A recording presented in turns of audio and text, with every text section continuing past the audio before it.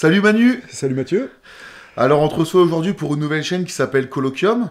Merci d'avoir accepté notre invitation et d'inaugurer avec nous cette première interview. Alors pour commencer, pourrais-tu te présenter s'il te plaît? Donc salut Mathieu, merci à vous pour l'invitation, merci à toi. Bah écoute, moi c'est Manu, j'ai 45 ans, je suis marié, j'ai une fille. Voilà, je joue actuellement dans le groupe Unsu, je suis gratteux, compositeur, surtout en ce moment. Et voilà quoi. Pour la petite histoire, je travaille également dans une mairie, dans un service jeunesse. Ok. Voilà, donc je travaille plutôt avec les jeunes. Ok, bah merci à toi. Ce soir on va parler de toi, on va parler de musique, on va parler de ton parcours et de ton expérience dans la scène musicale. On va commencer de façon un peu classique si tu le veux bien. Quand et comment as-tu commencé à jouer d'un instrument? Et quel a été ton premier projet musical te permettant de faire des concerts? Alors, quand et comment? Alors moi, donc je suis gratteux, donc moi la révélation ça a été Jimi Hendrix. J'ai commencé à la gratte avec lui, et depuis il m'a pas lâché. Donc quand j'ai voulu commencer, jeune et beau et fringant, je voulais lui ressembler. Bon, je pars de loin. Ça va. Donc c'est ça qui m'a donné envie vers l'âge de 15 ans. Donc à partir de ce moment-là, je me suis mis à la gratte, dans la zik vraiment. À l'époque, j'écoutais un peu de tout et n'importe quoi, mais là j'ai commencé à affiner mes choix. Donc il était beaucoup blues rock, la scène anglo-saxonne à l'époque. J'ai commencé à faire mes armes à la guitare là-dessus. Jimi, du SRV derrière. Et finalement, bon, j'ai grandi sur Valenciennes, hein, dans un quartier qui s'appelle la Chasse-Royale. Et mes potes, c'était donc Suez, hein, de Trépanne, que tu connais. Alex, l'ancien batteur de Trépanne. Voilà, et très rapidement, à jouer de chez moi, on a commencé à se réunir dans les caves et dans les halls d'immeubles pour tapoter un peu. Je vois encore Alex taper sur des bassines, tu vois.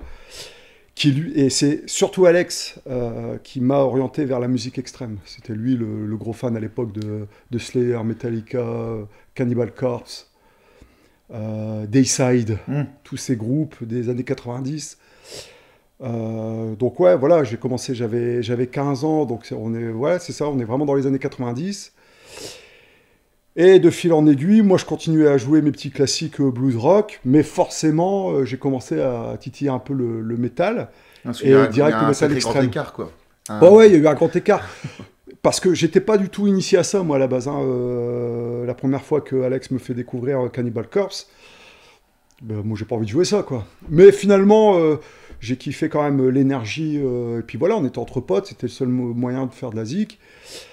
Bon, et puis bah, finalement, je m'y suis mis, quoi. Donc, on a commencé à taper tout doucement. Bon, il y avait Nirvana, il y a Metallica, Slayer, Sepultura, toute cette clique, Cannibal, Dayside, tous ces groupes un peu mainstream. Je pense aussi à Machine Head, hein, c'est toute cette époque. Voilà, et donc de fil en aiguille, on a commencé à monter un premier groupe. Soit à l'époque faisait même de la gratte. Et puis les premiers concerts qu'on a fait, alors ça s'invente pas. Je vais sortir des vieux dossiers. Ah bah, c'est le but. Hein. On s'appelait Almond Paste. J'avais des cheveux à l'époque. Tout le monde avait des cheveux à l'époque. Même Suez. Je crois qu'ils nous battaient tous. Et on faisait une sorte de... Alors on n'avait pas le niveau technique, donc on faisait une sorte de grunge un peu barré, en essayant d'être le plus bourrin possible. Donc c'était ouais, très, très orienté Nirvana, mais le plus bourrin possible. Et puis au fur et à mesure, le groupe s'est transformé en Trepan Dead, d'accord, qui a vraiment été le premier groupe qui a commencé à avoir une assise et avec lequel on a commencé à organiser des concerts sur Valenciennes et à essayer d'avoir des contacts. Alors à l'époque il n'y avait pas internet, hein, donc c'était beaucoup plus compliqué, mais ouais, on a essayé de faire vivre la scène locale sur Valenciennes. Donc voilà, c'est ça en fait, c'est un groupe de potes de quartier, pas un groupe de potes de quartier, et on a grandi musicalement ensemble. Et on a fait nos premières armes ensemble pour atterrir sur Trepan Dead. Ouais. C'est marrant ce que tu dis, hein, je me permets de rebondir, parce qu'on a eu une discussion comme ça avec Stéphane il n'y a pas longtemps, justement, où quand tu commences la musique assez jeune, quand tu es autodidacte, généralement, tu dois faire avec les personnes qu'il y a dans ton entourage, que tu viens d'un quartier ou d'un petit village, etc. Tu commences souvent à faire de la zik avec les personnes qui sont proches de toi.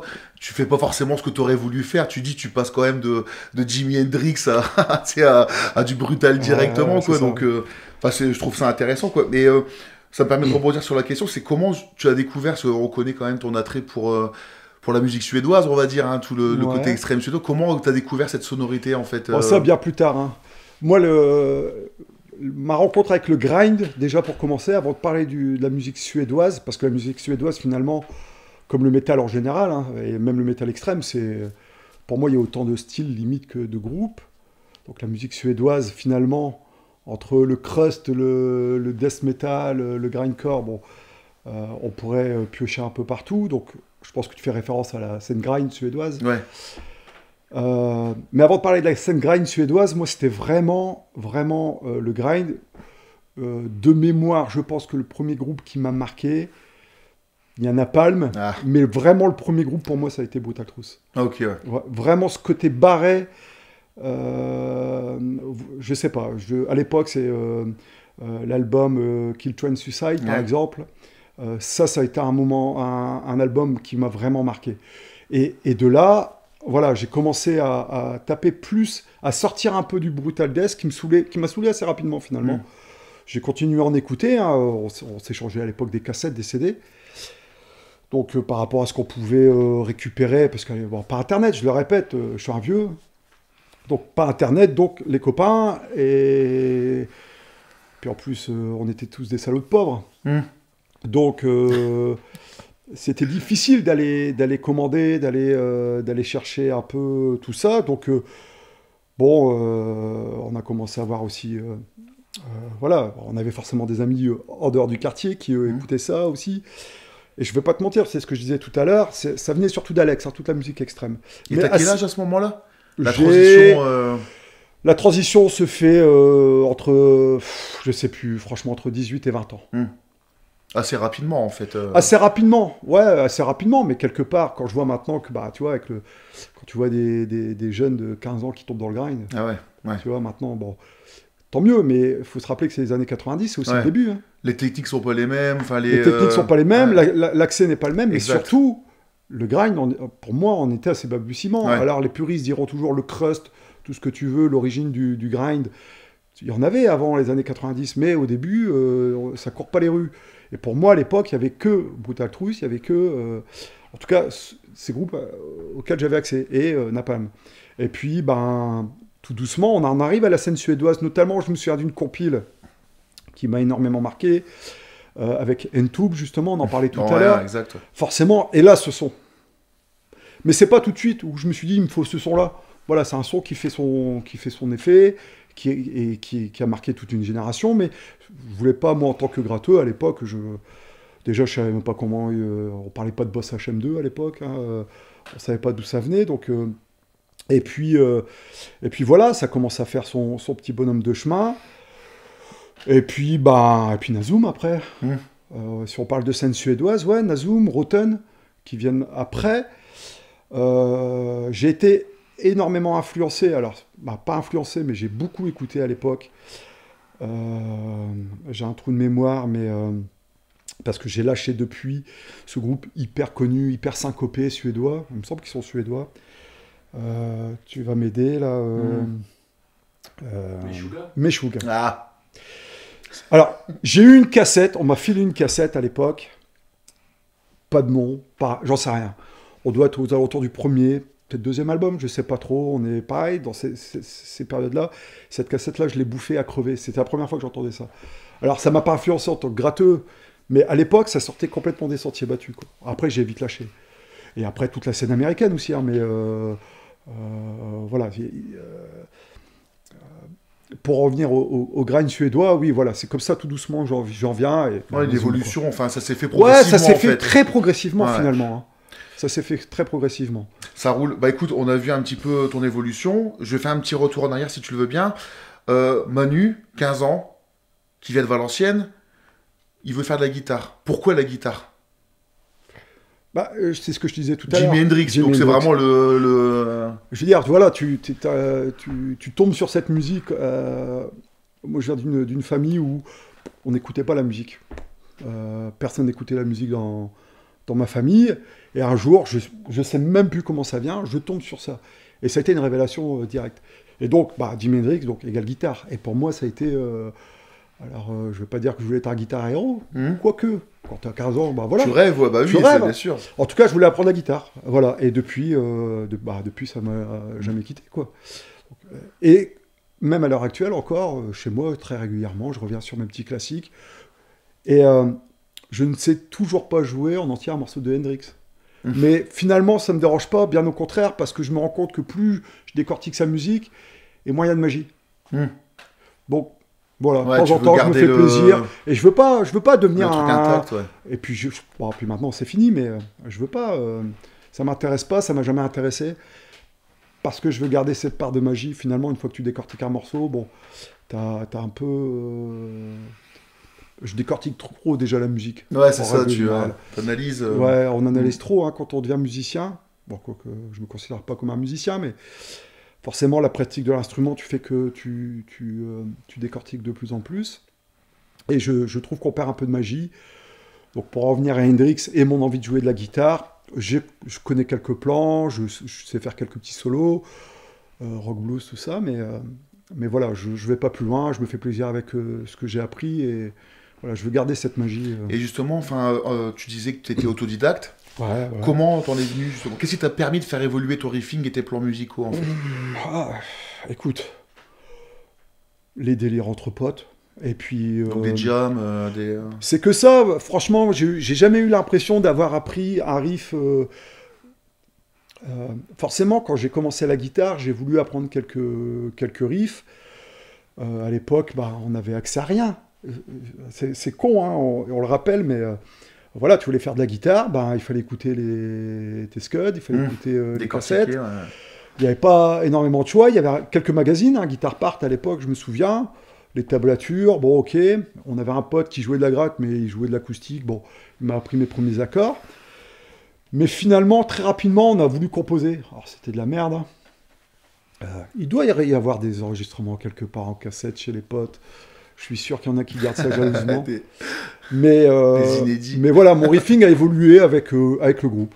Je ne fais que, à chaque fois, essayer de faire des riffs avec ma technique du moment.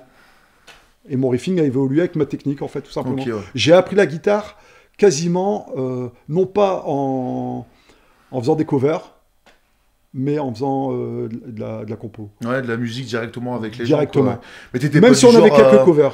À vouloir apprendre des gammes ou tu vois, Non, alors on peut le regretter, on pourrait le regretter.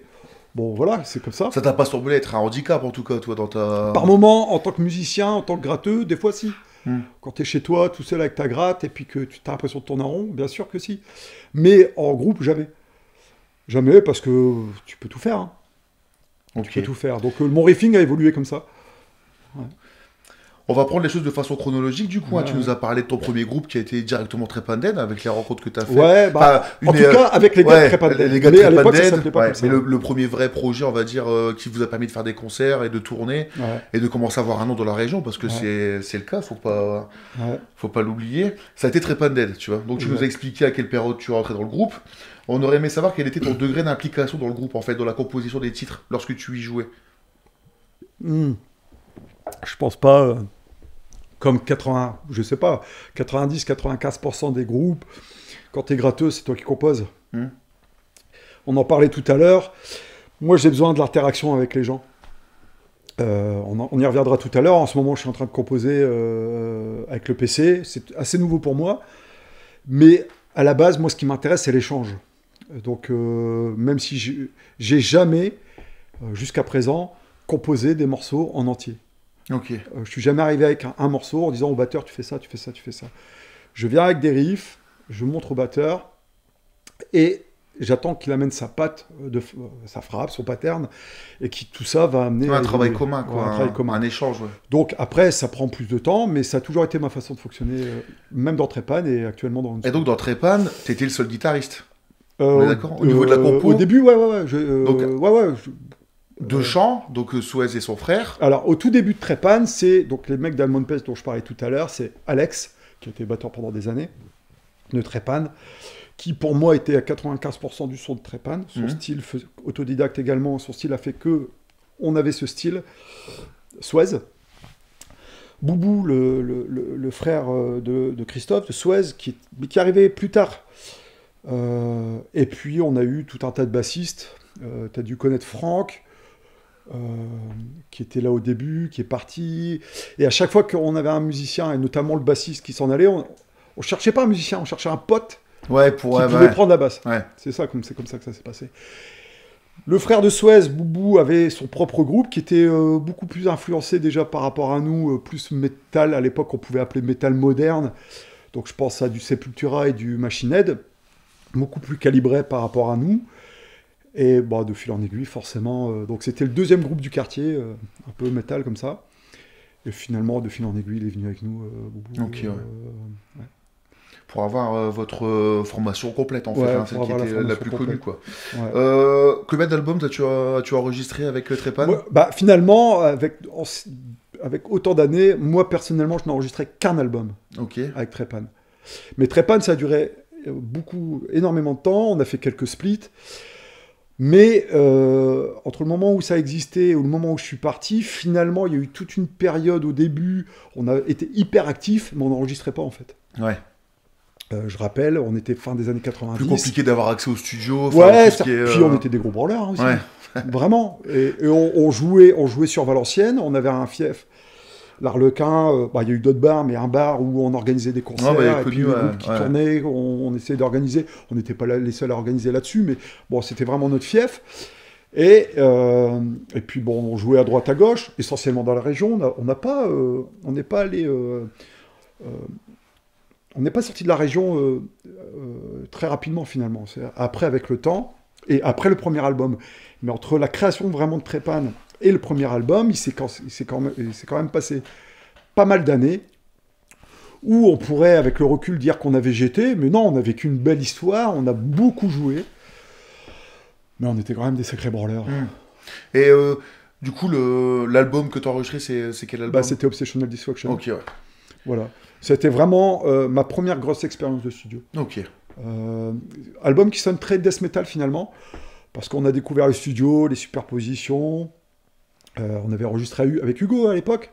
Hugo qui jouait dans Hérésie, ensuite Goriptyque. Hugo Sana qui est un ami de longue date et qui a rejoint par la suite Trepan à la fin de Goriptyque. Et puis, comme c'était vraiment notre première vraie expérience, on avait eu des expériences, mais qui étaient à chaque fois, il faut qu'on sorte un split, il faut qu'on sorte quelque chose. Dans l'urgence, on parlait d'argent tout à l'heure, il fallait faire très rapidement. Et là, on avait accès à un studio donc chez Hugo, notre pote. Dans son sous-sol, on était quasiment à la maison. Je ne le regrette pas du tout, cet album, parce que, voilà, mais on y a passé trop de temps, on a dormi là-bas. Et donc, du coup, on a beaucoup tâté, plein de choses, qui fait que tu écoutes l'album de l'époque, Obsessional Dysfunction, et les gens qui nous ont découvert par l'album et qui nous voyaient sur scène, ils disaient c'est pas le même groupe. Parce qu'on avait vraiment une attitude punk et grind sur scène. Ouais. Et limite l'album. Et l'album était. Quoi. Toute proportion gardée, mais il était surproduit. Ouais. Alors pas surproduit à la sauce américaine, mais on l'a travaillé avec nos moyens, mais on l'a beaucoup travaillé. Et finalement, il était pas si représentatif de la musique qu'on pouvait proposer sur scène. Tu vois. Ok. Et l'expérience Trepan Dead pour toi a duré combien de temps? Une grande partie de ma vie. Je te l'expliquais tout à l'heure, c'est des potes de quartier, et on a appris la musique ensemble. Alex a appris la batterie il a tapé sur des bassines avant de s'acheter une batterie. On a tous investi dans la batterie, par exemple. On a acheté un ampli, on investissait tous dans l'ampli. On a acheté une sono, on investissait tous dans la sono. Donc c'était vraiment un projet partage, de potes. Bien sûr. Comme plein de groupes, hein. Mais du coup, voilà, c'est... Le nombre d'années, j'en sais rien, parce que quand est-ce que Trepan a existé, l'année réelle de Trepan, je ne sais pas. Il faudrait que les gars soient là, on en rediscute. Je ne pourrais pas te donner une année. On a basculé à un moment donné d'Almond Paste, j'y reviens, à Trepan, parce qu'on a Mais t'évolues ça, enfin, On a... t'évalues ça quoi, une décennie, enfin, 15 ouais, ans? ouais, 15 ans. Ok. Mais pour moi, en gros, Trépan, c'est parce que c'est des potes, donc c'est à partir du moment où j'ai plaqué mes premiers accords avec Alex derrière la batterie, jusqu'au moment où j'ai décidé de partir de Trépan, c'est ça Trépan, même si on s'appelait pas Trépan. Ok. Tu comprends, tu vois Ouais, carrément, l'idée. carrément. Ouais. Mais justement, j'en reviens à la prochaine question parce que il y a un moment où tu viens créer un nouveau projet en fait. Ton projet principal dorénavant qui s'appelle Unsu, qui commence à être bien connu au-delà de l'Hexagone, hein, on va le dire, hein, tu vois. Je pense. Ma question est la suivante. À quel moment et pourquoi tu as ressenti l'envie de t'investir dans un nouveau projet musical? Alors, j'ai beaucoup répondu à cette question. Oh. Souvent. Bah non, mais parce que je suis pas un musicien, j'ai jamais joué dans 25 groupes différents. Donc pour moi, tout le monde me connaissait par Trépan. Et puis c'est vrai que et puis on était des potes. Et quand on se baladait à droite à gauche, qu'on allait faire des concerts en France, à l'étranger, les gens se rendaient bien compte qu'on était des potes. Et puis à la limite, à l'époque, le discours c'était de dire si demain je peux plus jouer avec mes potes, je ne jouerai plus. Ouais, parce que t'as plus personne pour jouer en fait. Bah ouais. Et puis on le pensait vraiment. Et je le pensais vraiment. Sauf qu'à un moment donné, mon évolution musicale, j'ai voulu faire évoluer un peu Trépan dans le son. Tu parlais de cette scène suédoise, et effectivement, je voulais, et par le son et par le riffing, m'approcher un peu de ça, un peu plus de ça. Donc c'était vraiment une envie personnelle. Et bon, alors vu de l'extérieur, hein, pour les personnes qui côtoient pas ce style de musique, bah, pourquoi tu changes de groupe, c'est le même. Alors, on est d'accord. Ouais. Mais n'empêche que quand tu es à l'intérieur, que tu veux faire évoluer les choses, j'ai bien senti que c'était compliqué. On n'était pas dans le même move et dans le même timing. Bon, bah c'est tout. J'ai décidé de former un nouveau groupe. À l'époque, je ne pensais pas l'appeler Unsu. Et puis, il y avait le bassiste de Trépan à l'époque qui s'appelle Franck. Je lui en parle. Il me dit ouais, je suis chaud.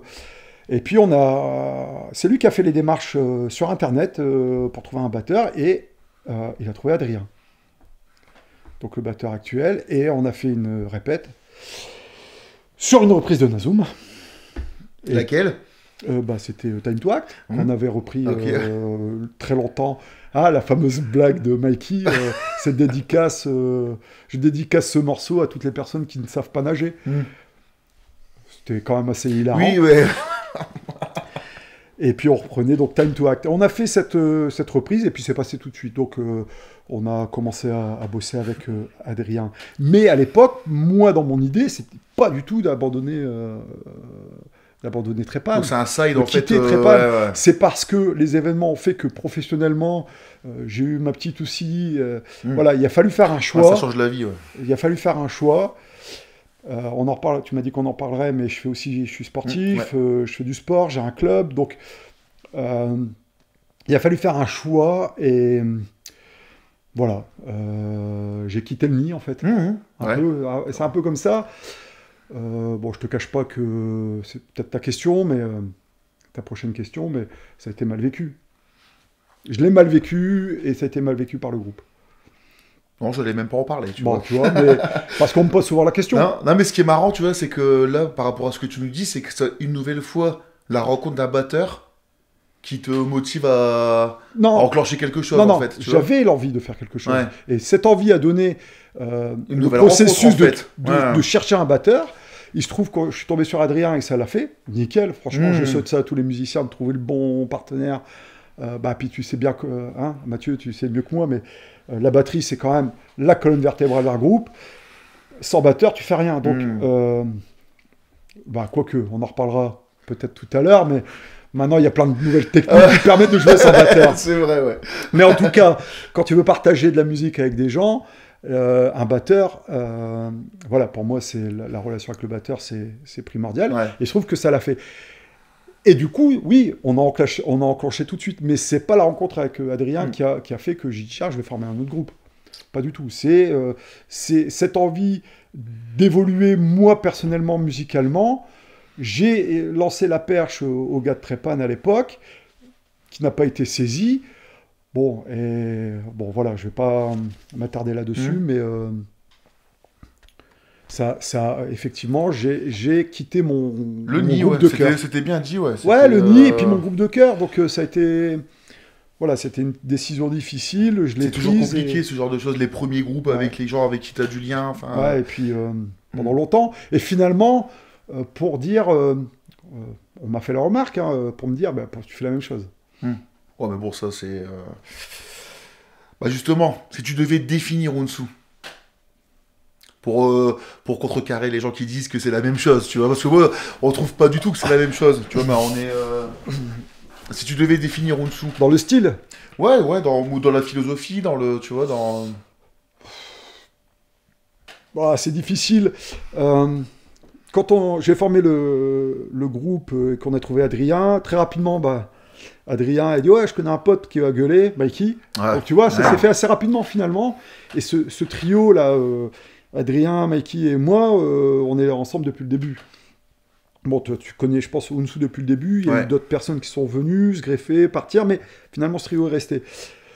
Et assez rapidement, on a cherché un nom de groupe. J'ai décidé, non, je me posais la question, on se posait la question de savoir comment on allait appeler ce groupe. Et je pratique du karaté et je trouvais sympa d'aller chercher un peu dans cet univers. Et donc, Hounsou, c'est le nom d'un kata. Qui veut dire les mains en forme de nuage. Et donc c'est du japonais. Et voilà, donc j'aime bien partir du coup pour définir la musique, j'aime bien partir du nom du groupe. C'est un kata très rythmé. Alors forcément, ça parle pas aux néophytes, mais voilà. Il y a un truc derrière, quoi. Tu vois, il y a... Bah... Oui et non. C'est-à-dire qu'effectivement, on s'appellerait autrement, qu'on ferait certainement la même musique, mais j'aime bien partir du nom du kata, tu vois. Parce que je trouve que finalement, j'avais hésité entre plusieurs noms, je cherchais le nom qui pouvait sonner le mieux, et finalement, c'est un kata très rythmé, très intense, avec des grosses coupures, avec des ralentissements. Et finalement, ça correspond, je pense, un peu à notre musique. C'est une musique qui blaste énormément. Et pourtant, j'ai toujours essayé d'amener des ralentissements, soit un peu plus hardcore, ou un peu plus, tu vois, voilà, en tout cas un peu plus posé. Même si des fois on me dit, bah non, je n'ai pas l'impression que vous fassiez du hardcore, mais en tout cas, moi, c'est ma volonté. Et blaster tout le temps, j'adore des groupes comme ça. Hein. Dernièrement, j'ai réécouté The Kill.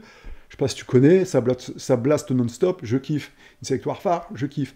Mais moi, dans ma musique, j'aime bien ralentir. Je trouve que ça ramène, quand il faut, du peps. Et voilà, et donc je trouve qu'il y a un parallèle avec le nom du groupe qui marche bien. Ok, ouais.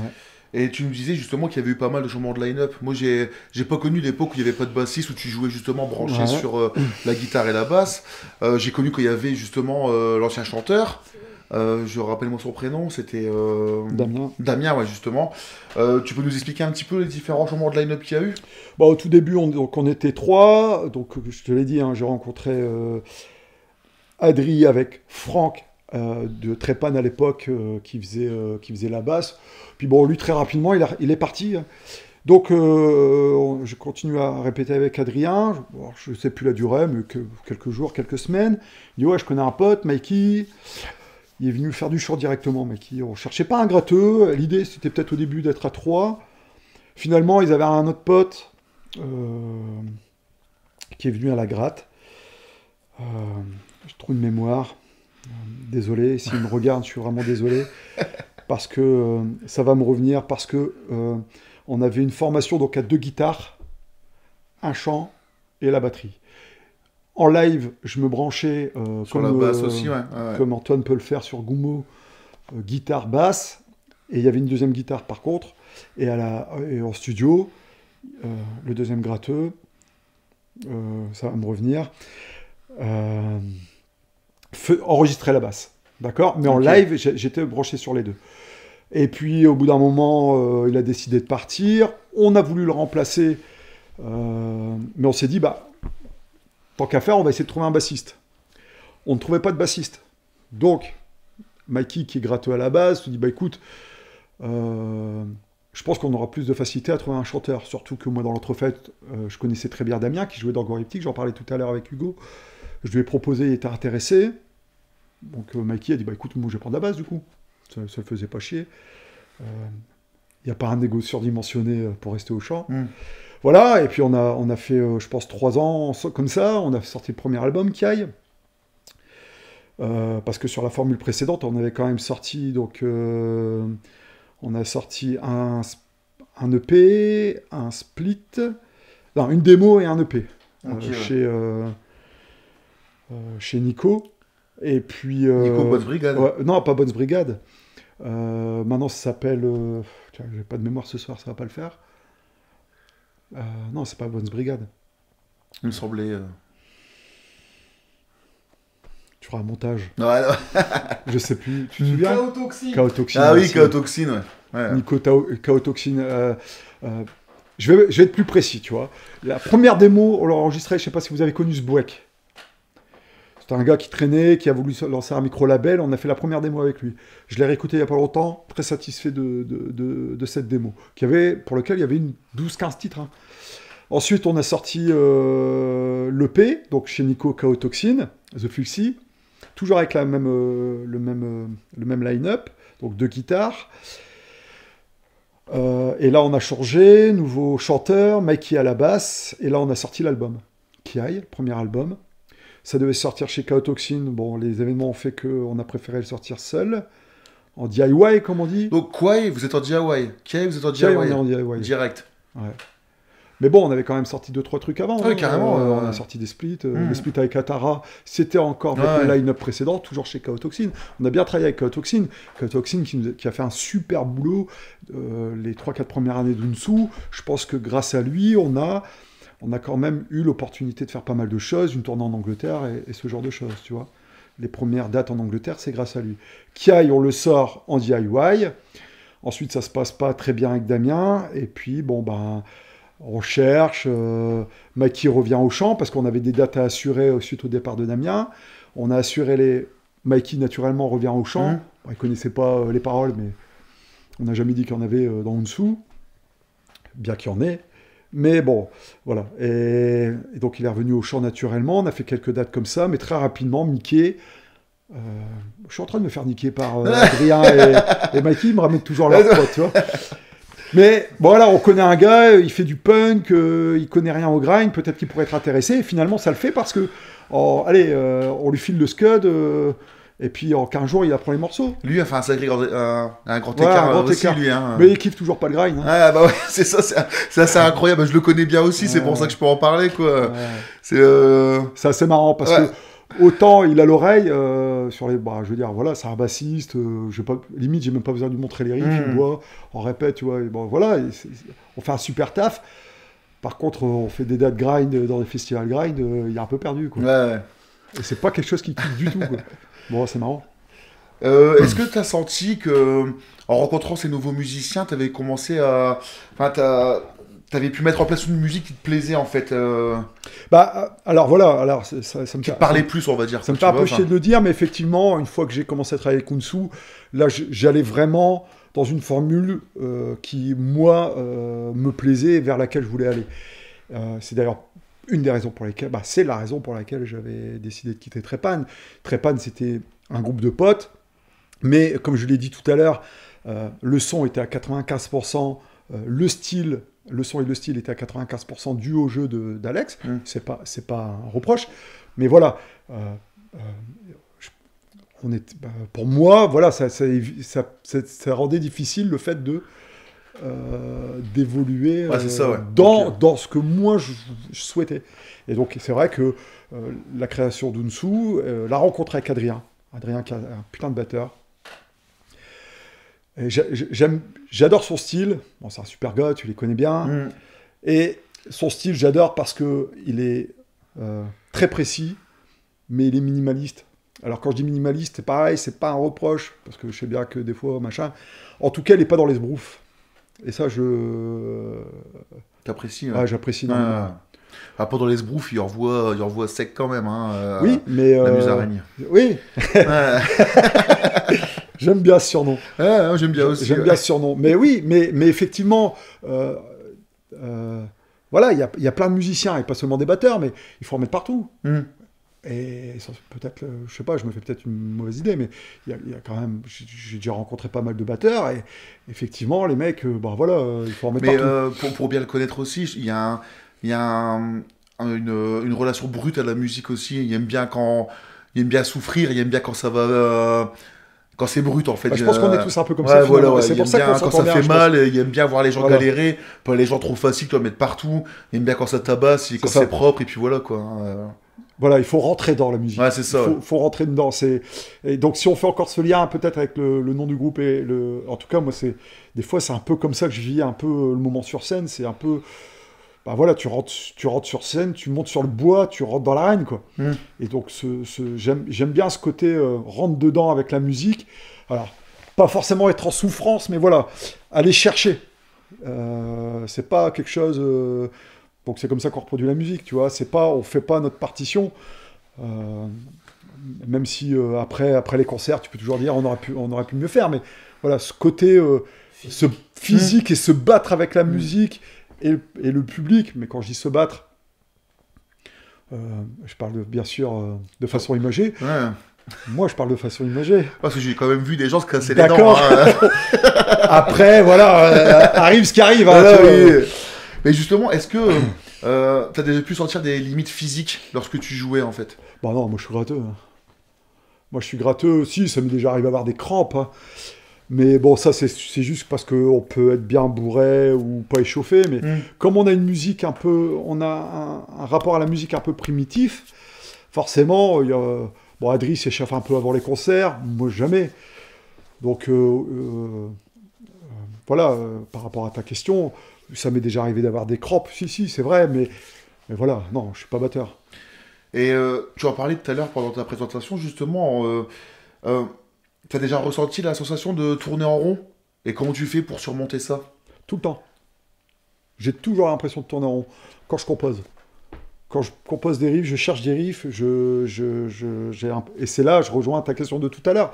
C'est là que je me dis, putain, j'ai pas de technique, j'ai pas su évoluer, machin, et finalement, j'ai l'impression de tourner en rond. Donc je jette pas tout, hein, je garde un maximum. Les riffs font que, oui, bah peut-être que, ouais, de toute façon ça se ressent, mais faut pas se leurrer.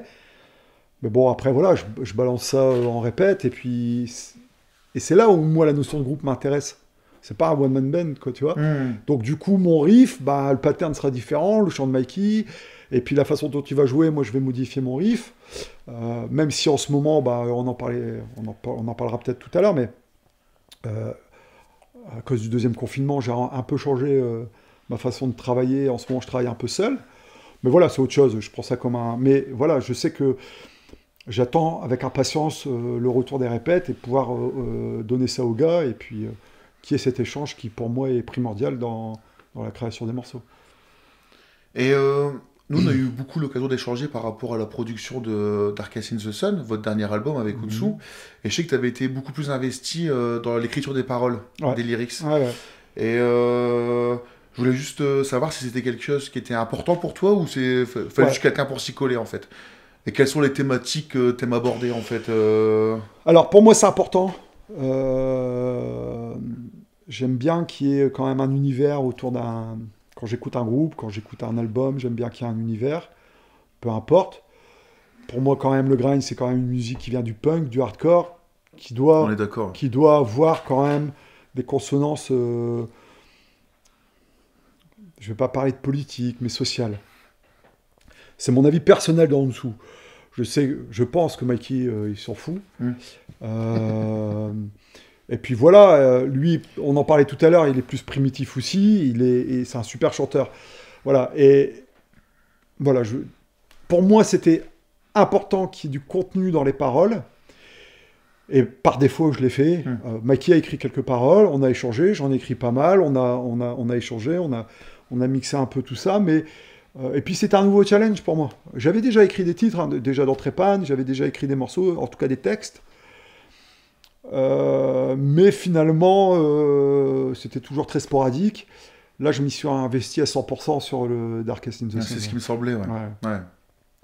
Même si j'ai échangé avec Mikey, mais la grosse base à 80%, j'ai écrit les textes. Après, voilà, la mise en place, tout ça, on l'a fait ensemble. Je lui ai pas dit, il faut le chanter comme ça. Après, par contre, je sais pas gueuler, mais voilà.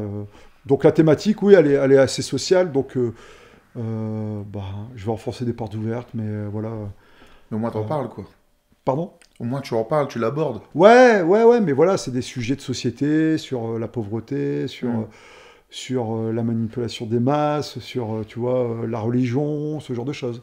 Ok. Et les travers que ça amène. Bien sûr. Voilà, c'est surtout ça.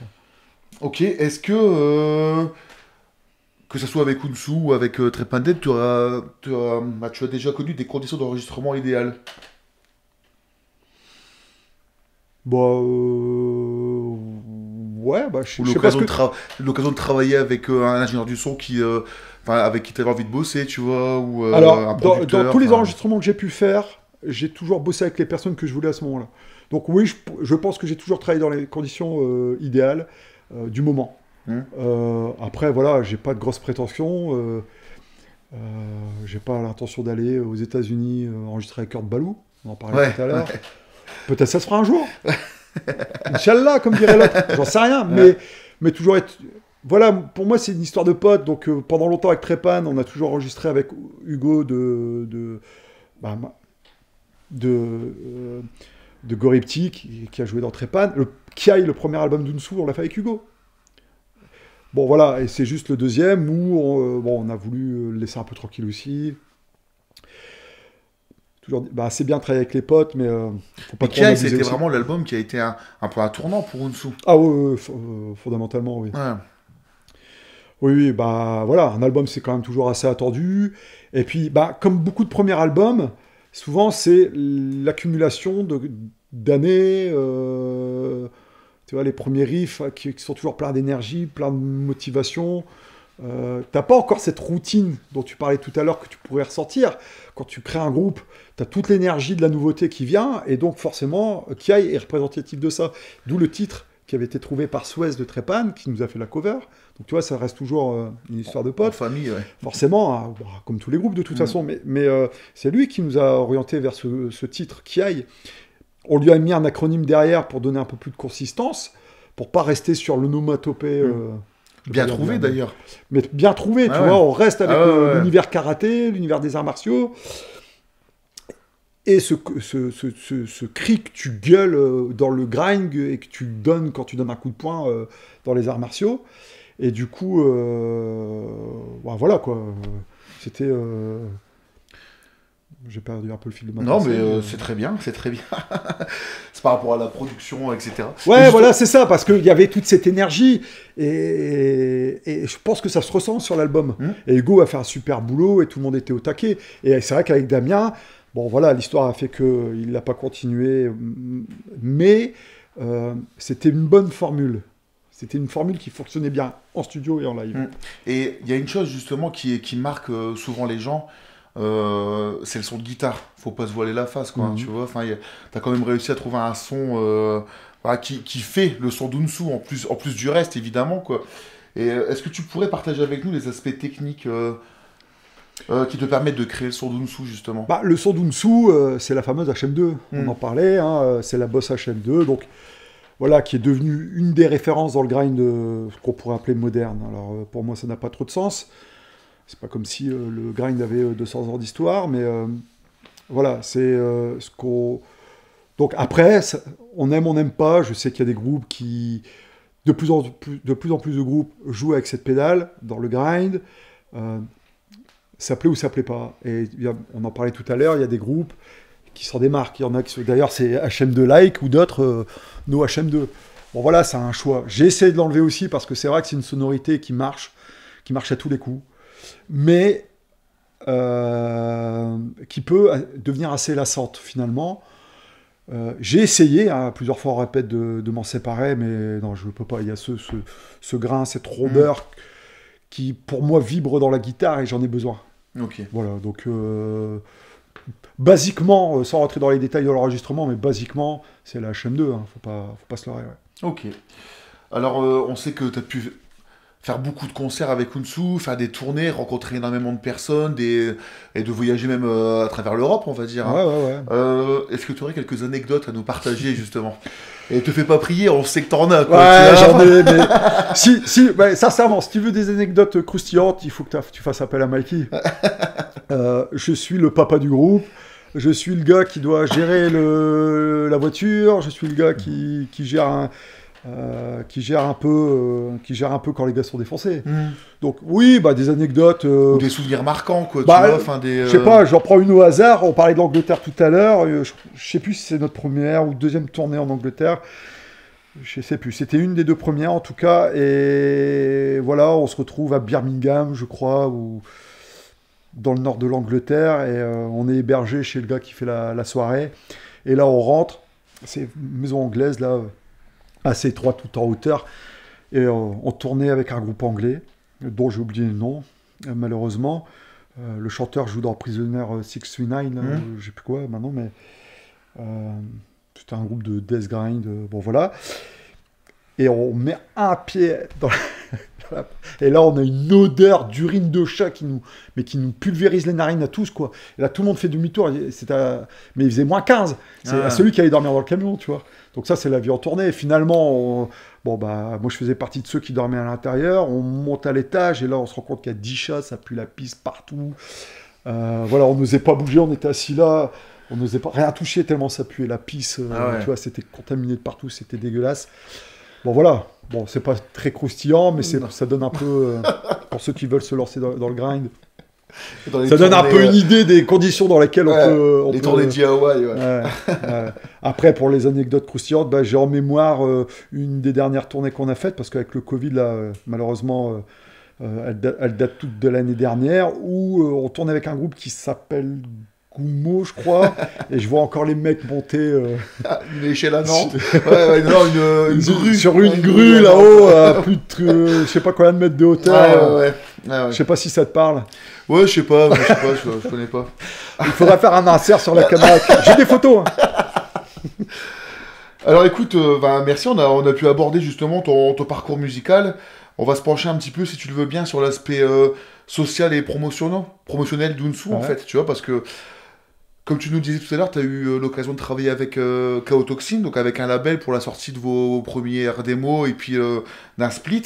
Et directement pour Kiai, donc votre premier album, et pour Darkest in the Sun, vous avez fait le choix de l'autoprod. On est d'accord? C'est exactement ça. Pourquoi? Pour des raisons purement, comment dire, intellectuelles. Je sais pas si c'est le bon terme. En tout cas, je le répète, hein, le boulot qu'on a fait... on avait fait un concert et Nico de Chaos Toxin était présent et direct vient nous voir, il lançait son label et ça l'intéressait. Donc finalement, moi j'avais jamais travaillé avec un label. En tout cas, dans la sortie, on avait déjà fait des échanges, tout ça, du trade, hein, ça c'est aussi vieux que la musique qui existe, mais vraiment travailler avec un label, moi personnellement je l'avais jamais fait, c'était intéressant, il est de la région, tout ça, donc... Voilà, et il a fait un super boulot. Franchement, il nous a ouvert pas mal de portes sur plein de choses. Mais finalement, quand est arrivée la sortie de Kiai, où on avait mis plus de moyens, on en parlait tout à l'heure, de l'argent. Bien sûr. En off, mais où on avait mis beaucoup plus de moyens dans le studio, et le mastering et tout ça. Je vais pas rentrer dans les détails. L'idée, c'est pas de casser du sucre sur le disco, bien loin de là, mais voilà, on a rediscuté du deal qu'on avait au départ avec Nico, et finalement, ça me plaisait pas. Et j'en ai parlé au groupe, et ça plaisait à personne. Mais c'est ça, en fait, ça doit changer quand même pas mal de choses par rapport au financement, à la promotion et au booking, en fait. En fait, c'est simple. Je pense pouvoir le dire sans trahir, mais par exemple, pour la sortie de Kiai, l'idée, c'était de dire, voilà, pour Nico, je vous le sors.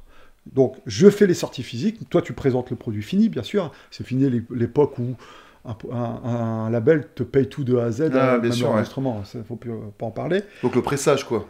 Ouais, voilà. Donc, le pressage, mais, point très important, la distribution. D'accord ? Oui. Et la promo, forcément. Donc, je pense que là-dessus, il avait un rôle à jouer. Mais moi, psychologiquement, je n'étais pas prêt et toujours pas maintenant, parce que pour moi, voilà, et comme toi, comme tous les groupes du même style et du même niveau que nous, ça reste un hobby pour lequel qui coûte cher, par les instrus et par la pratique, tout ça.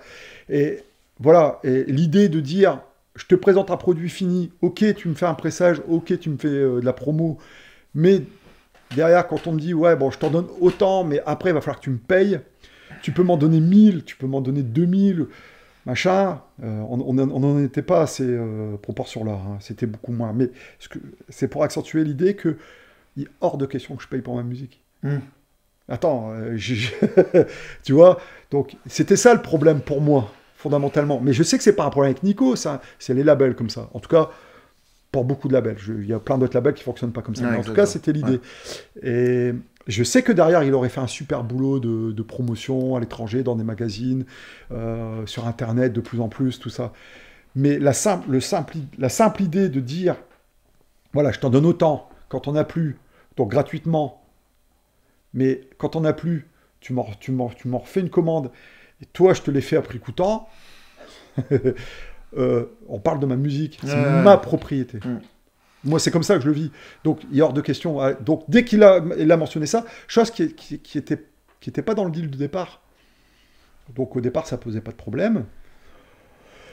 Et moi, je voulais avoir la mainmise complète sur machin. Donc, après, effectivement, pour la promo. Alors, on peut se poser la question pour la promo. Finalement, quand on a pesé le pour et le contre, déjà que la partie propriété intellectuelle, si je peux me permettre d'utiliser ce mot-là, pesait énormément dans la balance. Derrière, c'est de se dire, ok, peut-être qu'il va balancer au Japon, peut-être qu'il va balancer aux États-Unis, mais finalement, vu notre positionnement, la probabilité qu'on aille jouer au Japon ou aux États-Unis, elle existe, et j'espère qu'elle existe encore et qu'on aura peut-être un jour l'occasion d'y aller, mais on sait clairement dans le groupe que c'est pas notre priorité. Donc finalement, si c'est pour balancer quelques scuds qui seront écoutés, je peux le faire. Alors, ils ne seront pas dans les magasins, et d'ailleurs ça a été fait, ça a été vendu, la magie d'Internet, quoi, tu vois. Ouais. Donc peut-être qu'on a eu un peu moins de promos, peut-être qu'on en a vendu moins que si on avait été avec un label, mais finalement, financièrement, on s'en sort, et puis voilà, je pense que... Ça t'a pas empêché de créer un réseau, de tisser un tissu, justement, de tisser un réseau, pardon, je veux dire, tu sais, pour créer... tu sais mieux que moi, je pense que tu es beaucoup plus actif à ce niveau-là, au niveau... j'ai essayé de le faire, tu vois, moi je le fais pour le groupe. J'ai déjà pensé à le faire de façon plus large, comme une sorte de label, ou pas de label, mais tu vois, de distrib qu'on pourrait proposer en concert. Mais c'est encore un travail à part entière. Et j'en ai pas le temps. En tout cas, je veux pas me donner le temps et je pense pas avoir le temps. Mais voilà. Je sais que toi, le travail que tu fais, il est énorme. Donc voilà, je me contente du groupe. J'aimerais faire plus. Comment ça fonctionne du coup pour Hounsou là ? Bah, grosso modo, on fait quasiment très peu d'échanges. Et bah, c'est que de la vente énormément sur Bandcamp. J'étais très impressionné. J'étais pas fan à la base. Finalement, on a quasiment tout vendu sur Bandcamp. Et puis après, il y a les lives. Et la programmation des concerts, justement, tu vois, parce que ah oui, moi, là, je parlais tournées, etc. Ouais, alors, là, c'est vrai que je te parlais du volet promotion, scud et tout. Bon, les tournées, on a eu l'occasion de travailler ensemble sur une tournée. Ouais. Bon, voilà, à force d'aller jouer, tu as des contacts à droite, à gauche. Il faut espérer que tu aies laissé un bon souvenir, et puis normalement, ça accroche. Après, tu sais bien, ce qui a pu marcher 6 mois, 1 an auparavant, peut-être que la salle n'existe plus, l'organisateur ne fait plus dans la salle. Bon, c'est toujours très compliqué. Après, on fait pas énormément de tournées. Le peu qu'on fait, on s'en sort. On a eu l'occasion de jouer ensemble en France, on s'est éclaté. Ouais. Il y aurait pu y avoir un peu plus de monde sur certaines dates. Bon, voilà, c'est comme ça. Mais bon, c'était cool. Première date à Londres, on a joué à Paris, en Espagne, l'Espagne, tu vois. Bon, c'était bien. Et tout ça, c'est avec les années. Ouais. C'est avec les années, les rencontres. Il y a un rapport humain à la base, en fait. Ah oui, forcément. Il y a des contacts qui sont faits directement sur Internet, mais beaucoup des contacts sont des contacts que tu as pu avoir lors d'un concert auquel tu as participé ou Moi, juste assisté. J'avais été surpris par ça. Tu vois, Manu, quand on a eu l'occasion de jouer ensemble, tu le disais justement, et de tourner ensemble, c'était ma première vraie tournée, justement. Et j'avais été marqué justement par... tous ces gens que tu pouvais connaître en fait partout où on a été, on a quand même fait 5000 km Et d'où l'importance du rapport humain, en fait. Pour moi, c'est la base de tout. Et une des raisons, alors c'est pas la raison, parce que la raison à la base, elle est musicale. Mais, et d'ailleurs, tout à l'heure, je te parlais de Mickey. On parlait de Mickey, notre bassiste, qui vient pas du grind. Mais il y a une chose sur laquelle il hallucine à chaque fois, c'est cette capacité dans cette scène grind. Et pourtant, on en a eu aussi des embrouilles. Et c'est comme partout, le monde n'est pas tout rose. Mais il y a quand même ce truc qui doit exister dans d'autres scènes, mais je ne sais pas si c'est le fait d'être une scène tellement ciblée que finalement tout le monde se serre les coudes. Et pour revenir à Mickey, il a été très surpris par rapport à ça, sur les ventes qu'on peut effectuer, même quand il y a très peu de monde, sur cette solidarité qui peut y exister, et sur cette facilité, entre guillemets, pour un style aussi compliqué, avec des groupes de notre acabit, à pouvoir tourner finalement. Alors que lui jouait dans un groupe de punk qui pourrait potentiellement attirer plus de monde à l'écoute. Et bon, il n'y a pas forcément... Il a fait peut-être des plus belles dates, des plus grandes scènes, mais il n'y a pas beaucoup plus tourné. Il faudra en parler avec lui directement. Il n'y a pas pissé à côté de Garou, lui, un truc comme ça? Pardon? Il n'y a pas pissé à côté de Garou, il me semblait. C'est pas ce qu'il nous avait raconté. Peut-être, mais je sais pas, il faudrait lui poser la question. Mais voilà, et le côté humain, ouais, est hyper important. Et en ça, la crise actuelle risque de laisser des traces aussi. Ouais, ça c'est sûr. Bah justement, tu as introduit très bien notre prochaine question. Comment veux-tu la suite des événements pour Hounsou et votre trajectoire dans la scène? Comme beaucoup de groupes, cette année a été fatale. On venait de sortir l'album. Quand on a sorti, on a tourné ensemble avec Goumo. C'était la première tournée de la promotion de l'album, donc juin 2019. Derrière, on avait enchaîné quelques festivals, quelques dates, et se profilait notre tournée avec les Canadiens de Nervous Impulse, avec qui on avait... D'ailleurs, je fais un salut à Yann, qui fait un gros taf, qui devait débarquer en Europe, et puis c'était pour nous un état important. On faisait enfin l'Obscène. On faisait plusieurs festivals. Bon, voilà, tout a été annulé. Partie remise. Partie remise. Alors là, le temps passe. Partie remise à quand? L'idée à la base, c'était de tout redécaler d'un an.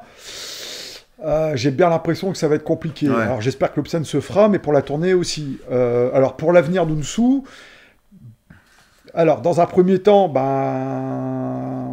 est-ce qu'on va pouvoir tourner pour l'album Darkest? Je ne sais pas finalement. Toujours est-il que on a essayé de répéter entre les deux confinements, et bon, c'est ce que je te disais tout à l'heure. Moi, je suis quelqu'un qui a besoin du partage avec les autres musicos. J'arrive jamais avec des morceaux tout fait.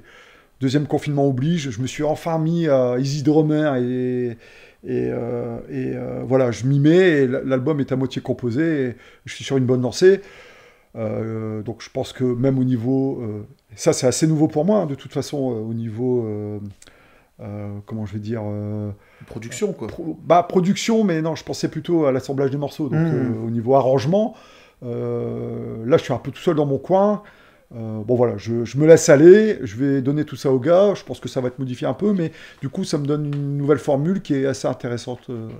Donc non, moi, je suis pas inquiet, je suis comme tout le monde, on attend. Premier confinement, je t'avoue, j'ai rien foutu. C'était l'été, j'ai profité de la famille, j'ai eu la chance d'avoir un extérieur, il a fait beau. Je me suis centré sur moi-même, avec femme et enfants, et puis un peu de sport, et voilà, j'ai quasiment pas fait de guitare. Là, le deuxième confinement, non, on pouvait pas traîner. Ça commence à gratter, là. Ouais, ça commence à gratter, j'en avais besoin, et puis d'ailleurs, c'est ce que je disais, ça fait 3 semaines là que je suis derrière les manettes, et voilà, je vois que ça vient. Alors, toujours ce sentiment de tourner en rond à chaque riff, mais une fois que je lance les patterns de batterie, boum, voilà, c'était là, il faut que ça sorte, quoi. Donc tu as trouvé une nouvelle méthode de travail. Ouais, une nouvelle méthode de travail, mais je pense que je la garderai. C'est-à-dire que je ne viendrai pas seulement avec des riffs comme je pouvais faire avant. Je pense que je continuerai à travailler comme ça, Mais n'empêche que j'ai quand même besoin de cet échange cet avec les échange, personnes. Ouais, que chacun a son mot à dire Ah, bah sur oui. la composition. Moi, quoi, je bien peux sûr, pas ouais. balancer des patterns, sinon moi je mettrais tout à 240 en blast, hein. Ouais, voilà. Et Adri, il traite, tu Ouais, vois, bah donc, oui. et donc du coup, voilà, il y a quand même... Parce que Adri a forcément des idées que moi je n'ai pas. Mm. Forcément, des breaks, des patterns, tout ça, c'est obligé. Voilà. Euh, j'ai une question enfin, qui nous paraissait intéressante justement avec les camarades de Colloquium. C'est le regard que tu peux porter avec toute ton expérience et ton vécu justement en tant que musicien sur un plan éthique et politique de la scène grindcore en fait en France. Ouais, je voulais pas trop me mouiller là-dessus finalement, Hmm. parce que... Comment dire? C'est pas une question piège, hein. Non, non, non, mais c'est juste que... c'est ce que je te disais tout à l'heure, c'est que... je sais pas par quel bout le prendre.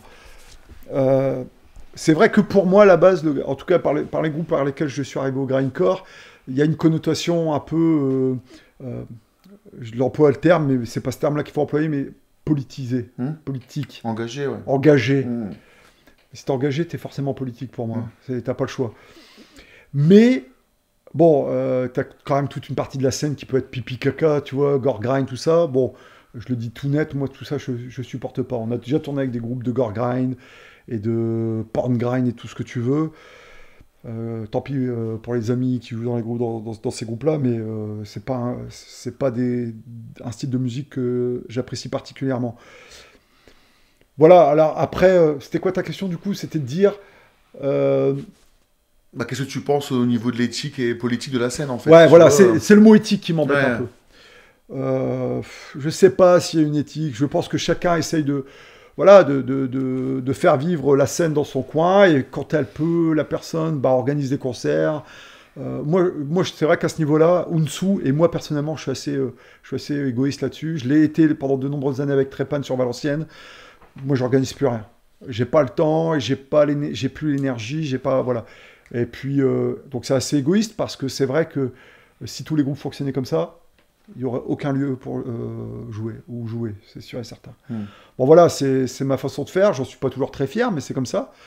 Euh, voilà, je pense que chacun essaie de faire au mieux et d'aider les groupes. Mais après, ça, c'est l'un n'empêche pas l'autre. Tu peux aussi ne pas forcément participer à ça, tu sais, à l'organisation de concerts, Ouais. etc. Mais est-ce que tu vas t'empêcher de jouer avec certains groupes ou avec à certains endroits en Ça, fait? non, Est-ce que c'est déjà arrivé? non, c'est jamais arrivé. C'est jamais arrivé d'aller jouer dans un endroit où on se dit putain, on n'aurait pas dû aller jouer. Euh, Si, c'est déjà arrivé dans le sens où peut-être parce qu'on n'a pas fait un bon concert, ou parce que on dénotait un peu, peut-être, tu vois, j'ai en mémoire un festival en Allemagne où il y avait que des groupes de brutal death. On a passé un bon week-end, mais finalement, bon, on n'avait pas trop notre place musicalement. Après, par rapport à ta question, par rapport à l'éthique, j'ai pas souvenir d'avoir joué dans un lieu, tu vois, peut-être on s'est rendu compte que c'était faf, un peu, ce Ah, genre ok, de ouais. choses. Non, je pense pas que ce soit déjà arrivé, donc on n'a jamais eu à se poser la question. Et à tourner avec un groupe, bon non, finalement on n'a pas tourné avec énormément de groupes, donc non. Mais après sur l'éthique, sur d'une scène, bon, c'est assez compliqué, et c'est à mettre en lien avec la nature humaine qui est un peu volatile à mon sens. Donc La société qui évolue aussi. ouais, bon, ouais, la société elle évolue, mais c'est pas la nature humaine n'évolue pas finalement. Tu vois, aussi loin que j'ai, je sais pas moi, sur 2000 ans d'histoire que j'ai en mémoire de ce que j'ai pu apprendre à l'école, bah, les grands mots de cette planète sont toujours les mêmes. Donc finalement, euh, on en revient toujours au même. T'as la technologie en plus. C'est pour ça que je dis, je pense que la nature humaine est assez volatile. Je pense pas forcément à qui que ce soit, et je pense qu'on l'est aussi nous-mêmes, mais voilà. Des fois on est plus impliqué, des fois un peu moins, et puis des fois on va être réac par rapport à telle situation, on va avoir des idées arrêtées sur d'autres, et puis l'autre s'il n'est pas d'accord, on va pas. Bon voilà. Euh, Il y a pas mal de groupes dans le grind, hein, qui sont assez extrêmes dans les idées de pensée. Bon voilà, je n'ai pas d'avis, en tout cas ici, j'ai pas trop d'avis là-dessus, même si certains nous pètent bien les couilles quand même. Ouais. Ben non, mais parce que à penser que voilà, tu fais du grind, euh, On peut s'imaginer une scène un peu extrême gauche, donc il faudrait être un peu libertaire, et puis un peu jusqu'au boutiste dans ta façon de faire ta musique, dans ta façon d'appréhender les choses. Bon, ça va 5 minutes, les donneurs de leçons, on va arrêter un peu, chacun essaye de faire au mieux. À la base, moi, je fais de la musique pour me faire plaisir. Donc, voilà, c'est vrai que ça correspond aussi à des idéaux. Je comprends ceux qui veulent mettre leurs idéaux dans leur musique.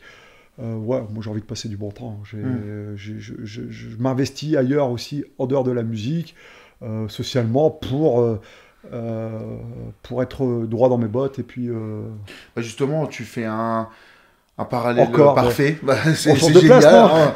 On n'en a même pas parlé avant.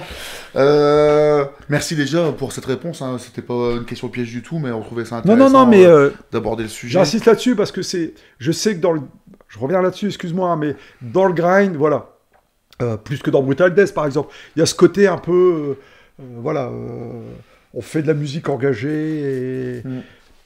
Bah, tu parlais de la base est là quand même. Non, mais tu la base est là, mais tu vois, enfin justement, alors, qui était dans cette. Des fois, alors, c'est toujours pareil.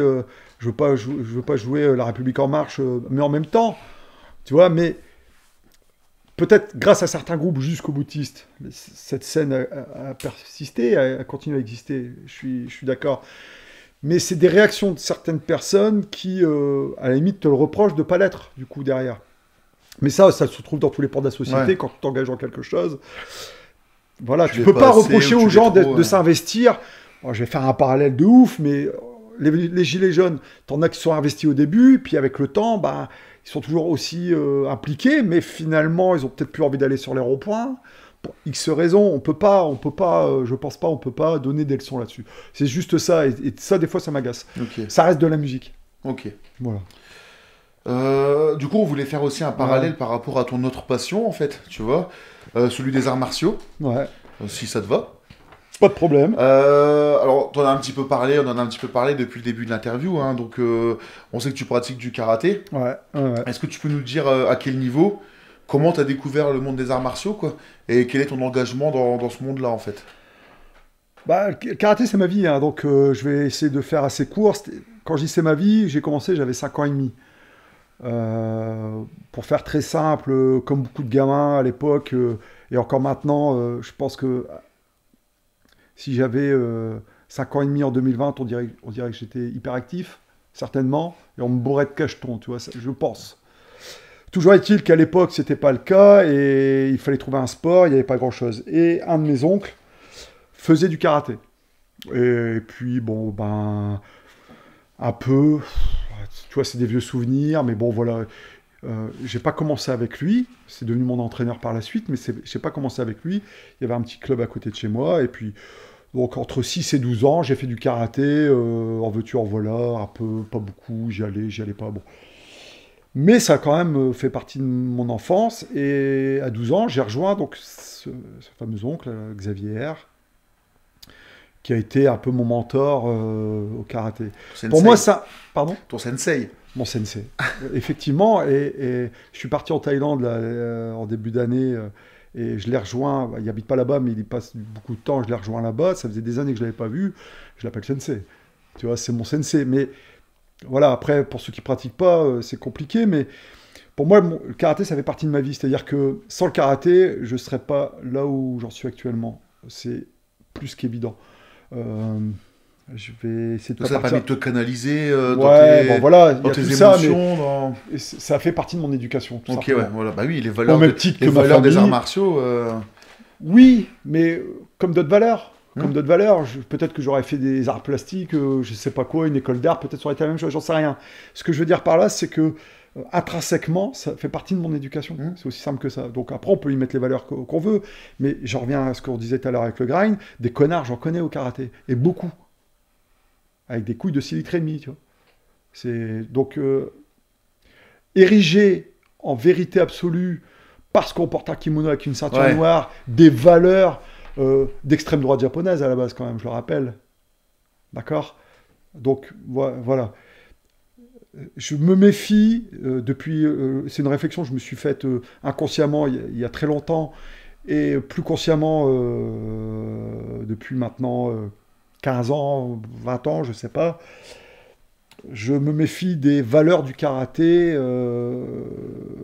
japonaises. Alors, j'ai rien contre les japonais, c'est pas le problème, mais j'ai dit que j'essaierais de pas partir dans tous les sens. Hein. Donc, si, t'hésites pas à me recadrer. Non, mais c'est pas par rapport à ça. Moi, je sais que j'ai un niveau en judo, par exemple. Quand j'ai commencé le judo très jeune, les valeurs qu'on nous inculquait, au niveau contrôle de soi, respect de l'autre, c'est de ces valeurs-là que, tu sais, pour un elles enfant, existent. Ouais, pour un enfant, je trouve que c'est quand même pas mal, justement. Elles existent, elles sont vraies, mais elles existent partout. Elles existent au foot.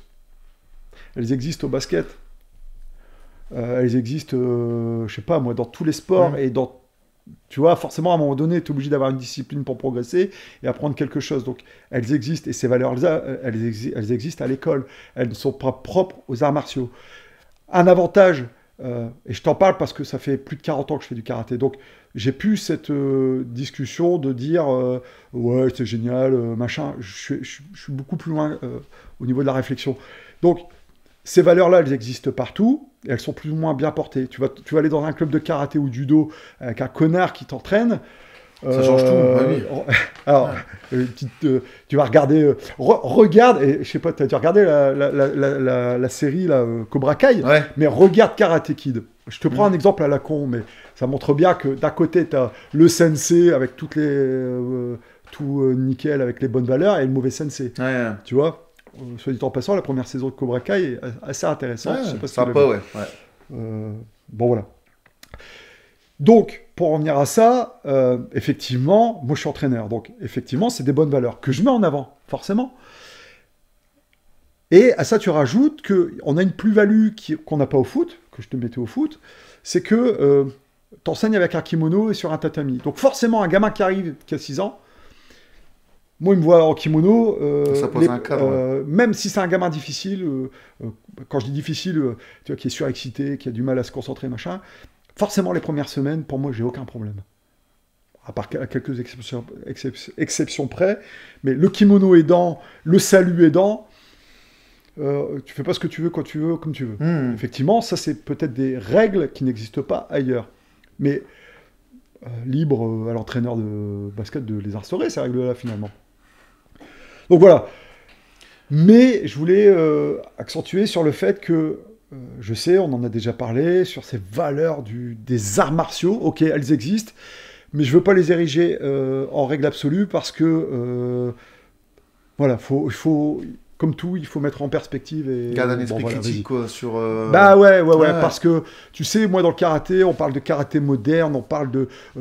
moi, je discute avec des gars, moi, je fais du karaté dans la plus pure tradition, mais de quel karaté tu me parles? Le karaté, ça a 100 ans, mec.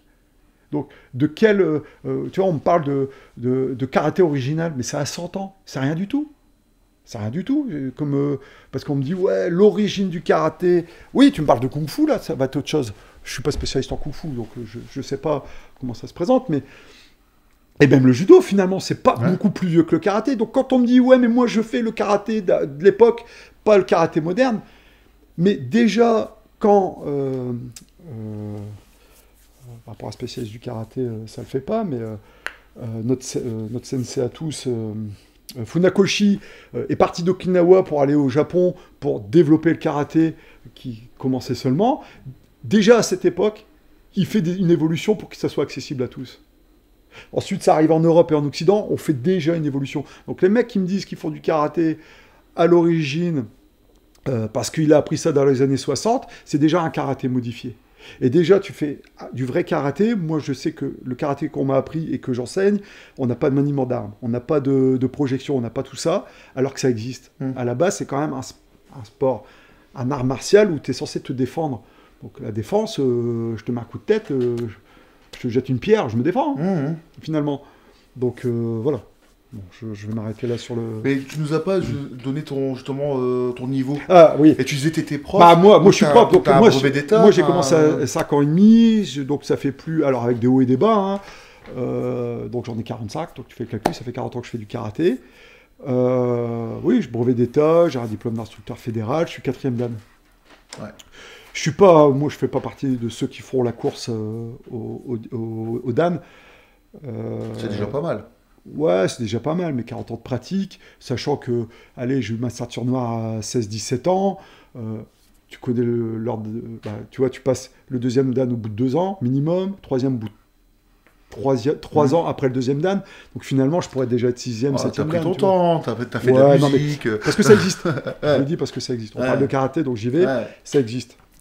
Et des connards, il y en a partout, et il y en a beaucoup au karaté. Désolé pour ceux qui font du karaté. Il y a beaucoup de Jorbiens. Mais donc voilà. Donc après, j'ai fait un peu de compète, tout ça, mais avec un certain niveau. Mais j'ai fait beaucoup de compète à haut niveau jusqu'en senior. En senior, je suis parti un peu en couille.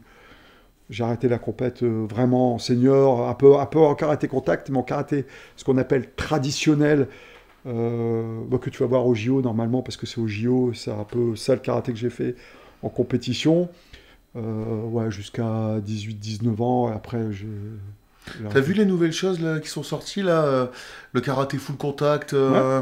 Karaté contact. karaté contact. Le full, ça a toujours existé. À l'époque, c'était Valera. Ça a toujours existé les années 70. Et puis, ils ont commencé à mettre du full. Donc, le mec venait du karaté. Et bon, après, ils sont embrouillés avec la Fédé. Bon, le full contact, ça a été mis un peu de côté. En tout cas, par le karaté. C'est devenu y a la boxe américaine, tout ça. Toi, je pense que tu parles du karaté contact, Ouais. dans les trucs qui se relèvent comme ça sur les côtés. Hein. J'ai trouvé ça bien violent. Ouais, c'est aussi simple que ça. C'est la Fédération internationale de karaté qui essaie de ne pas perdre du pas sur la MMA. Bah, c'est ça, c'est ce que j'ai ressenti en fait. C'est si tu exactement vois. ça. Ça a un avantage quand même, c'est que dedans, ils y mettent des champions de karaté traditionnels qui, aux yeux des gens à l'extérieur, parce que quand tu regardes un combat de karaté de compétition, donc quand on dit traditionnel, c'est juste que tu portes pas les coups et tout, mais c'est un karaté de compétition. Donc on est très loin du karaté que tu peux apprendre en termes d'art martial, hein, c'est devenu un sport, un peu comme le judo, j'imagine, et un peu comme le taekwondo, qui était aux Jeux Olympiques, finalement ça ressemble à rien. Et quand tu connais rien, tu regardes du karaté sportif, ça ressemble pas à grand chose non plus. Ils font 3-4 coups de pied. Il n'y a pas le côté spectacle. Ouais, ça peut être assez spectaculaire, parce que les mecs c'est des athlètes, mais on a interdit plein de techniques dangereuses, donc finalement tu te retrouves avec 2-3 techniques de poing, 2-3 techniques de jambes, c'est tout. Puis c'est devenu de la rapidité parce que c'est à la touche. L'intérêt du karaté contact, toi qui en as regardé, c'est que du coup, on a fait appel à des stars, à des champions de cette pratique, on les a mis là, puis on a dit allez-y au KO. Donc ça donne quand même de la crédibilité à tous ceux qui disent ouais, le karaté traditionnel finalement, karaté sportif, c'est pour les tafioles, ou j'emploie des termes que j'entends, hein, mais voilà, c'est nul, on porte pas les coups, c'est pas des vrais combattants. Les mecs qui se foutent sur la gueule, ils se rendent compte que ça peut. Et puis tu as eu des karatékas qui sont allés en cage de MMA, Bien et sûr, sont champions, il y a pas de problème. J'ai eu pas mal de discussions là-dessus, et ça, c'est un peu le côté Bruce Lee qui parle en moi. C'est pas l'art martial qui est fort, c'est le combattant. Hein. Et n'importe quel combattant peut te retrouver dans la rue, le mec qui j'en ai jamais fait, il va te mettre KO peut-être, finalement. Tu vois. Donc c'est l'esprit c'est le combattant qui va faire des mecs de karaté qui vont aller dépatouiller des gars, le MMA. Mais le MMA, c'est quand même bien particulier parce que c'est devenu très professionnel. Et comme ça s'est énormément professionnalisé, les entraînements se sont professionnalisés et les mecs, c'est devenu des machines de guerre.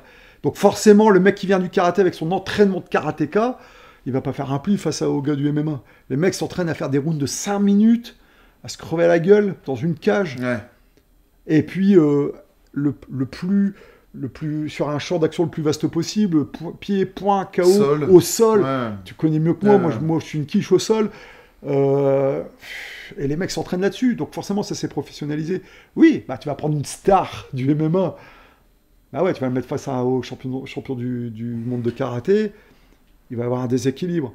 Mais c'est toujours pareil. Avec quelles règles ? C'est ça.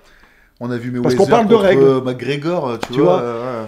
C'est une histoire de combattant, une histoire de règles. Parce que le MMA, aussi loin qu'on ait pu aller dans la pratique des arts martiaux, et je te parlais de Bruce Lee, mais le MMA, Bruce Lee en est le précurseur. Tu regardes Opération Dragon sur l'île, tu le vois en short, là.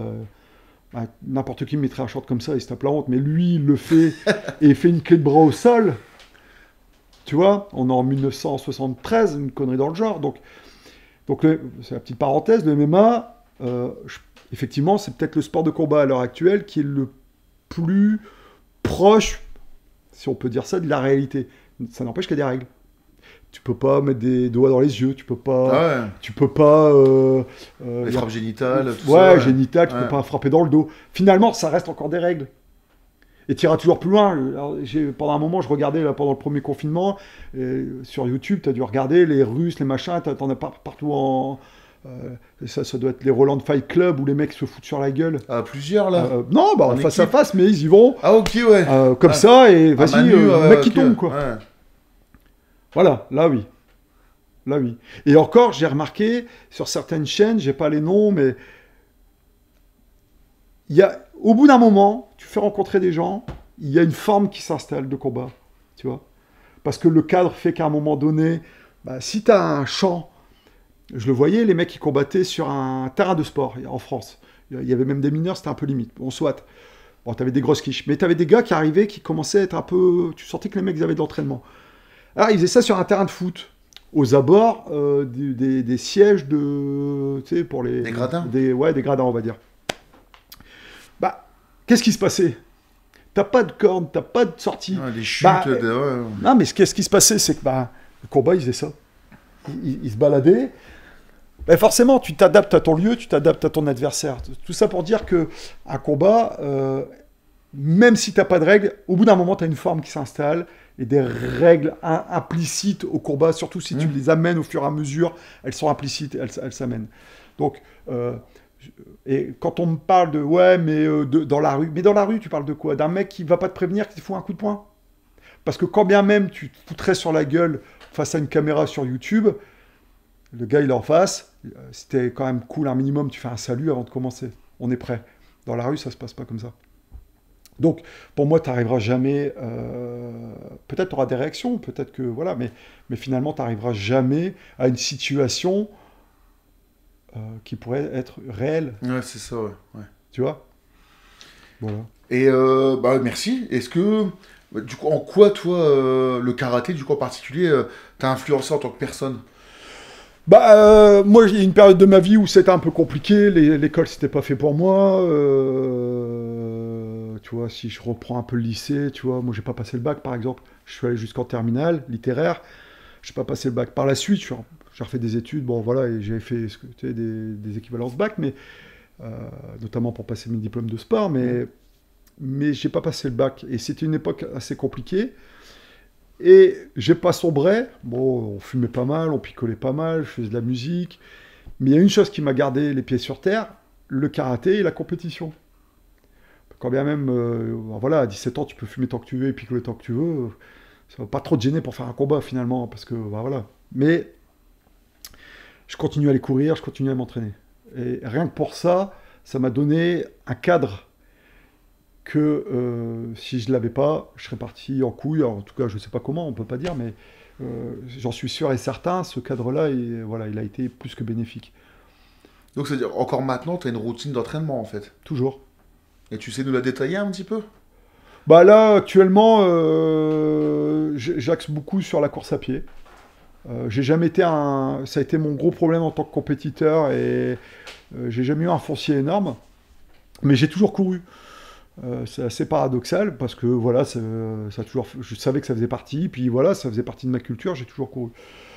Ma routine, elle est assez simple. Bon, là c'est le confinement, donc les clubs sont fermés, mais en dehors des entraînements, c'est comme j'entraîne et j'essaye d'aller chez des potes pour continuer à faire une pratique sans entraîner, mais juste m'entraîner.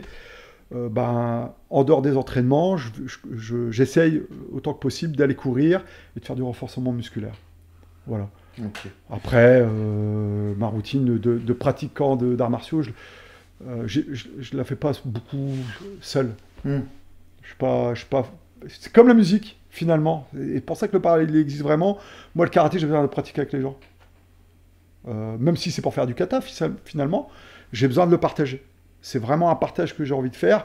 Et même en combat, pour moi, un combat, bon, puis maintenant j'ai 45 balais. Quand j'étais plus jeune, je voulais casser la gueule des gars, mais quoique j'ai jamais été un gros combattant. Je pense avoir été un bon compétiteur, mais j'ai jamais été un gros combattant. Mais bon, voilà. Mais par contre, j'aime encore bien combattre.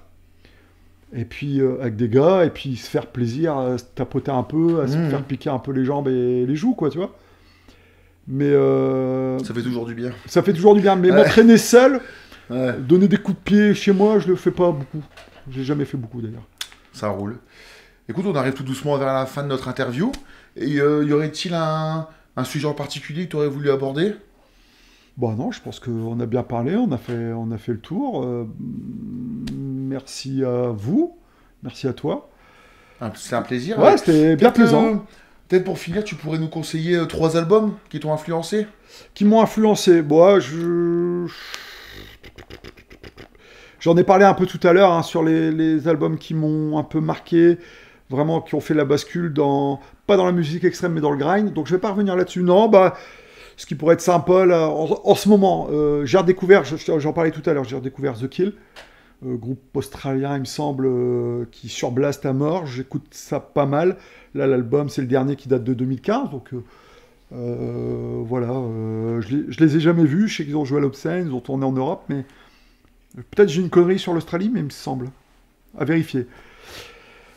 Sinon, qu'est-ce que je pourrais dire? Je vais, pour ceux qui connaissent, qui sont dans la scène, je vais renforcer des portes ouvertes, mais j'écoute beaucoup Wormrod, j'écoute beaucoup Gadget. Ce groupe, je surkiffe énormément. Je ne l'ai pas dit tout à l'heure, on parlait de production d'albums, on avait fait appel à William Blackman, là, le batteur et un peu homme à tout faire de Gadget, donc groupe suédois. Et pour le mixage et le mastering de l'album Darkest in the Sun. Et puis donc ce groupe je surkiffe, pourtant ils sont pas bon, il y a l'esprit grind mais avec ce côté death justement qui pouvait me plaire sur certains albums. Technique et ils ont aussi, ce mix parfait pour moi avec ces ambiances un peu death qui fait, non, pour moi, je parle pas de brutal death mais les vieux death, tu vois, pas le groupe hein, mais je sais pas, je pense à j'allais dire Obituary, mais non, mais bon voilà, en tout cas les groupes de death des années 90, et eux ils ont ce mix que je trouve excellent. Donc je sais pas, le dernier album, je crois que c'est The Great Destroyer de Gadget, donc le Kill Them All de The Kill, et puis le Voices de Wormrot.